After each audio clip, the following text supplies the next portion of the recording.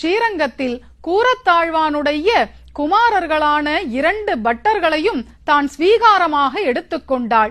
அதில் முதல் குமாரரான பராசர பட்டரிடம் மிகவும் தாய்மையை காட்டினாளாம் ரெங்கநாயகி. ஒரு பங்குனி உத்திர நாளில் இந்த ரெங்கநாயகியும் ரெங்கநாதனும் சேர்த்தியில் இருக்கும் போது அந்த திவ்ய தம்பதிகளுக்கு நைவேத்தியத்திற்காக நெய் அப்பம் வைக்கப்பட்டிருந்தது. அப்போது திரையிடப்பட்டிருந்தது. இந்த பட்டர் என்கிற சிறுவன் தாயும் தந்தையும் இருப்பதாக எண்ணிக்கொண்டு உள்ளே சென்று அந்த நெய் அப்பத்தை எடுத்து சுவைத்து விட்டானாம். உடனே அர்ச்சகர் கண்டித்து வெளியே அனுப்பினாராம். குழந்தை அழுது கொண்டே வெளியே சென்றது.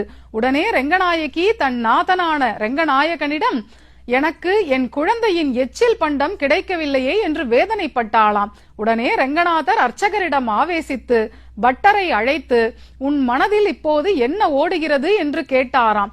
உடனே பட்டர், நான் உள்ளே வந்தபோது அப்பாவும் அம்மாவும் உள்ளார்கள் என்று வந்தேன். வெளியே போன போது பெரிய ராஜாவும் ராணியும் உள்ளார்கள் என்று வெளியேறினேன் என்றாராம். அதை கேட்டு மனம் வருந்திய ரெங்கநாயகி, எப்போதும் எங்களை உன் தாய் தகப்பனாகவே நினை என்று ஆணையிட்டாராம்.